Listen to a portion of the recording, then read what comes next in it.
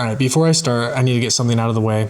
I am by no means a master annotator. I'm not an English professor or anything like that. I'm just a normal dude who likes to read, and I have found that annotating my books has helped me get more out of my books and read more deeply. So I wanted to share my process. It's a very simple process though. So if you clicked on this video expecting some super academic, like structured annotating system, this might not be the video for you. This is more for just casual readers who want to get a little bit more out of their books. And that's kind of the point I want to make with this video. You don't have to take annotating your books super seriously. It can just be a tool to help you enjoy reading more, because that's what it's been for me. I don't take it too seriously. I just have fun with it. I also just want to say that the way I annotate my books is just what I found works for me. It might not work for you. I hardly ever even write notes in the margins. I know a lot of people love to do that. And if you do like to do that, then you definitely should. You should just do what works for you. So I'm just going to show you guys what I do, and I would love to hear what you guys do in the comments. So before I show you some of the books that I've been annotating, I should probably go over my annotation supplies.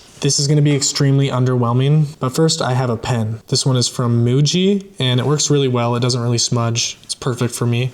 And then I just have these annotation tabs. That's all I use.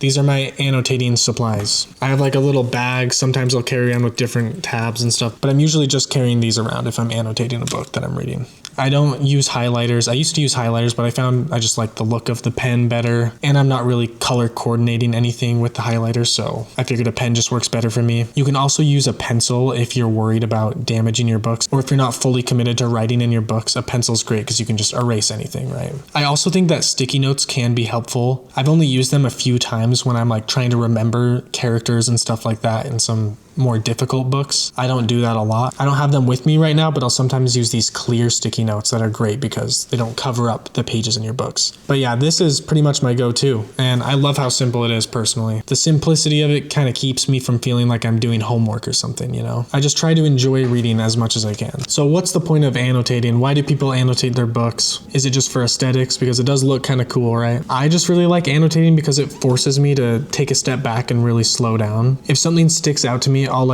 ask myself in my head, why did that stick out to me? And I'll start thinking about it more. And then I feel this kind of connection with the book that I wouldn't feel if I wasn't annotating. It's kind of like if you're taking notes in a class, there's something about the physical act of underlining something or writing something down that just locks it in a little bit better, for me at least. And the other reason I love annotating is because a lot of these books I plan to reread in the future, and I love rereading a book and seeing my annotations and seeing what I was thinking the first time I read it through, and seeing how my reading experience is different the second time. I think I've only reread 3 books that I've annotated, which isn't a lot, but it's definitely really fun to see what I was thinking the first time around. So just that in itself gets me excited to reread a lot of these books. So the other main reason I annotate is because I tend to forget everything. So annotating really helps with that. Sometimes I'll finish a book and I'll be like, wow, that was a great book. I really liked it. But then when someone asks me about it, I can't explain what I liked about it, or my mind will just go blank. I think this is partially because I've been reading too fast, but I also think that's just kind of how I am. So annotating does help me with that, because a lot of the time I'll remember how a book made me feel. I'll get a good feeling inside when I think of it, but I can't really remember the specifics on why it made me feel that way. So when I go and flip through a book that I annotated, I can really see why certain elements of the book stood out to me. I could see what parts hit me emotionally, and I can remember how I was feeling when I was reading that for the first time. And I really like the idea of annotating all my books and then 10 years down the line rereading them and just seeing how I've changed. It's like leaving a little bit of history for your future self. Okay, so how do I annotate? Honestly, I will just be reading, something will stick out to me, and I'll underline it. All I do is underline and then put a tab in there so I can easily find that passage again. It could be a really intense part of the story that I like, or it could be something happening to a character that I want to remember. It could be all sorts of things, but my process is always pretty much the same. I'll underline it and I'll tab it. So yeah, my process is super simple. I hardly ever even color code my tabs. As you can see, most of these are just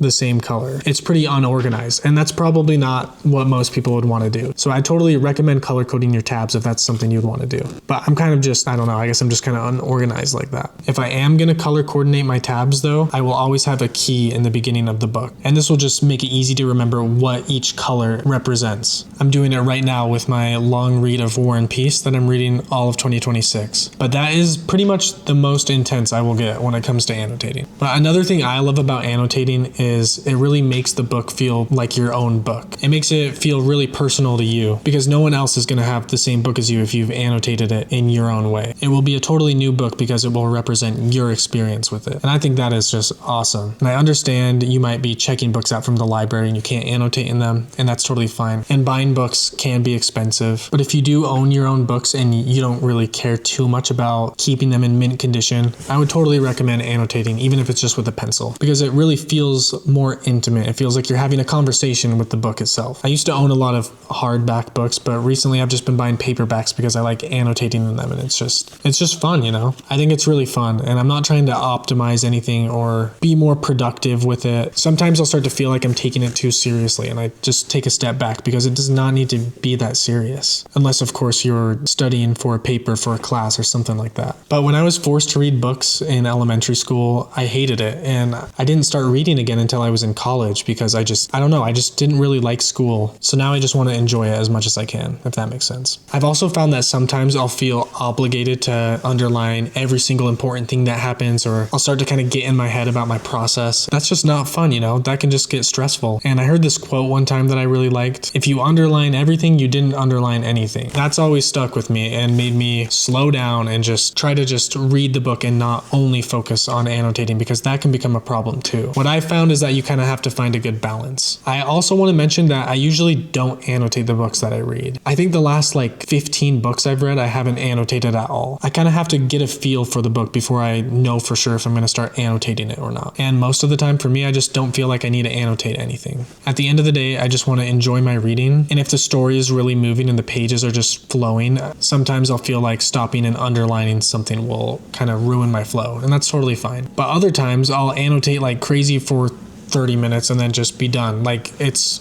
kind of random. I'm kind of random with it. But my point is there's no rules. You can kind of just do whatever works for you. And that's when you'll enjoy it the most. But yeah, I really have to feel the book out, and sometimes I'll be reading and I'll read half a book and I haven't annotated anything, and then a passage will really stand out to me and I'll go grab my pen. It's just totally random. But a big reason I'm making this video is because when I was really getting into reading a few years ago, I was trying to annotate really seriously and I was overthinking everything. It was a mess. It ruined reading for me and it put me in a really long reading slump because I just wasn't enjoying reading anymore. And it should not ever be like that. Don't overthink it. Don't ask yourself, oh, is this important enough to underline? Like, it doesn't matter. You just gotta let it happen. So I don't know. I might be alone and taking it way too seriously and just I find I just tend to get in my head a lot about anything. So maybe that's just more of a me issue, but yeah, just don't overthink it. I'm just starting to realize this video is pretty chaotic and unorganized. It's kind of a mess of just a rant, and I'm sorry about that. But it is kind of like my annotations. They're unorganized and messy and just random and chaotic, so I totally lost my train of thought. Oh yeah, that's right. When I'm flipping through a book that I've marked up, for me, I kind of feel like I'm getting a really simplified version of the story. Just by reading everything that I've underlined, it brings back these memories that I've totally forgotten. And it's just nice to go through and see like this condensed version of my reading experience with a book and seeing all like the highlights that were going on in my head when I was reading it. But yeah, like I said, I haven't been annotating my books a lot recently, but I really want to more this year because I truly do feel like I get a ton more out of the books that I do annotate. But like I said before, you have to find a balance where it doesn't feel forced, because that can totally ruin the reading experience. I just really love being able to flip through a book and see all the things that I've underlined. And I think years down the line, it's going to be really fun to just go through and revisit. So that's really valuable to me. And I would say that's probably the biggest reason why I annotate, because I want to have a collection of books that are 100% mine, that I love, that I can go through and revisit in the future. So my main point with this video is just do it your way. Don't listen to